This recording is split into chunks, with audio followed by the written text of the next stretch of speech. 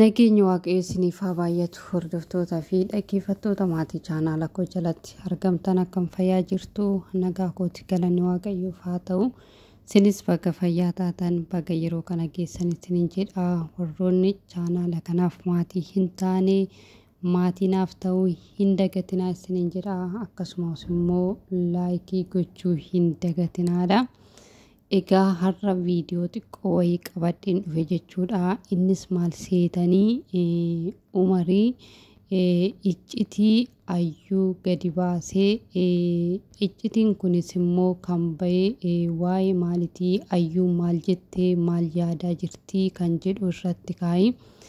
Egaa umarii iccitii kana hunda akka gadi baasuu kan taasise yookiin immoo kan isa jajjabeessaa jiru sababa balleessaa isaatiif sababa inni wanta hin taane godhee akkasuma yaa fuudhee manaayyuu geessee gaaffii hin taane immoo sumayyaa biratti gaafachaa ture hundi keessanuu hin beektu jechuudha. Sababa sanirraan ayyuun aartiitti dhaadachaa turte. Akkuma itti dhaadatte immoo ayyuu hundi keessaniyyuu hin beektu waan ta'eef caccabsitee lafa goosiste jechuudha. Sanummoo harki koo naa fayyeera mataa xiqqoo naaf malee fayyee jira jedheeti kan iccitii ishii kana gadi baasuuf yaale jechuudha. Iccitiin sunis maal jetti laata? Iccitiin kun kan dhufee hiriyaa ayyuu kan shamaraa biraati. Egaa hiriyaan tunis maal jettiini ayyuuni akka Saayidoo irraa fuula ishee naanneffachaa jirtu maaliifi yeroo baay'ee kadhattee yeroo baay'ee waamee qataa'aafii jirti garuu Saayidoon immoo iddoo naaf kennaa hin jiru kanaaf jedhee ani gara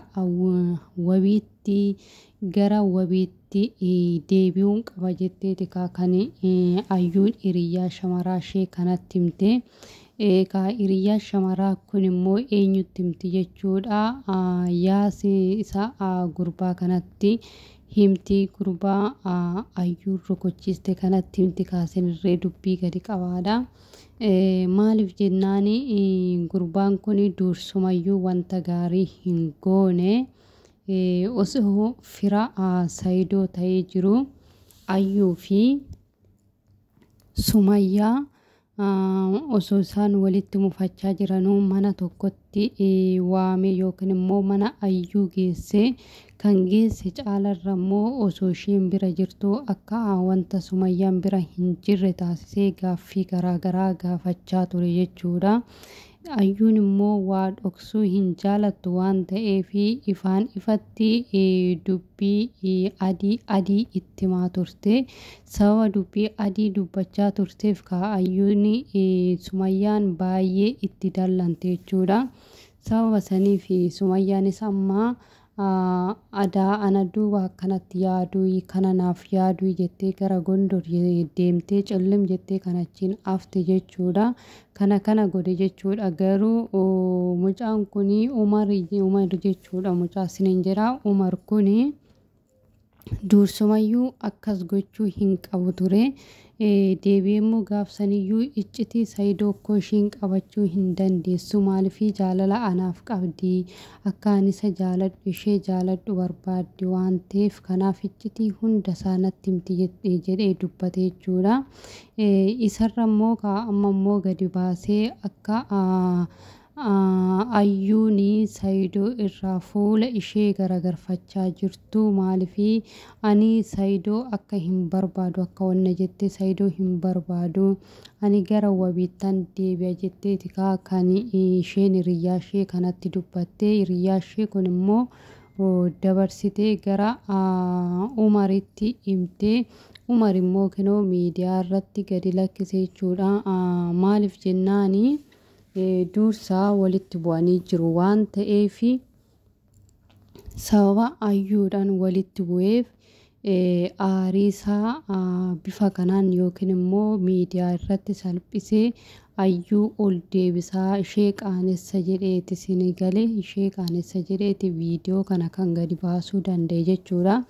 garuu akkas gochuu hin qabu Umar akkas gochuu hin qabdu ammas akka adabbii lammaffaatu sitti cima sii galee adabbii tokkoffaa jala baatee jirta rabbiin kee si baasee jira adabbii lammaffaa argachuuf shira xaxaa jirtu kana dhaabi shira xaxaa jirtu dhaabi malee ayyuuni dhuguma gara wabiitti hin deebitu ayyuuni aarsaa guddaa Saayidoodhaaf kaffaltee jirti sii galee wanti ati hubachuu qabdu ayyuun Saayidoodhaaf maal taate aarsaa akkamii jaalala keessatti dabarsite jedhi yaadi malee dhuguma ayyuu Saayidoo dhiistee gara wabii deebitii kan jedhu I don't know 100% sure miti maaliif jennaani namni jaalala keessatti miidhamee nama san gadi dhiisee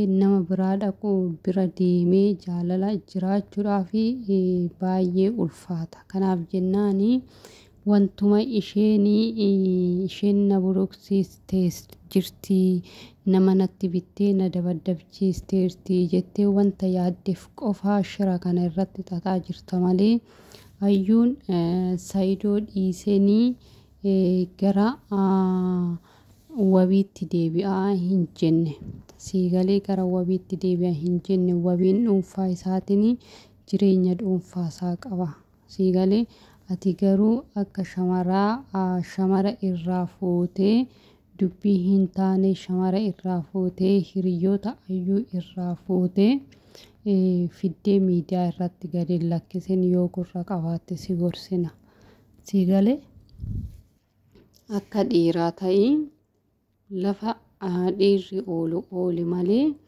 akkamitti hiriyaa shamaraa iccitii ayyuu fidaa jettee raawwattee iccitii ayyuu eega funaante booda akkamitti miidiyaa irratti gadi lakkista sanuuyyuu immoo maqaadhaaf ati fira Saayidooti sii galee Saayidooniyyuu yeroo ayyuu akkana gootu inniyyuu obsee taa'usaa ana baay'ee tokko na dhibe jechuudha dhuguma dubbachuudha fi baay'ee tokko nama ajaa'iba akkamitti akka inni callisee taa'e gaafa ati haadha manaasaa haala kanaan miidiyaa irratti salphistuu haala kanaan miidiyaa irratti xiqqeessitu silaa Saayidoon sirraa kaffaluu qaba sii galee waa tokko siif godhuu qabaa ture inni garuu callisee taa'ee jira kanaaf jennaani Umar ayyuurraa gadi bu'i kan argatte kan rukutamte balleessaa keetiif malee lafaa kaatee miti kanaaf jennaan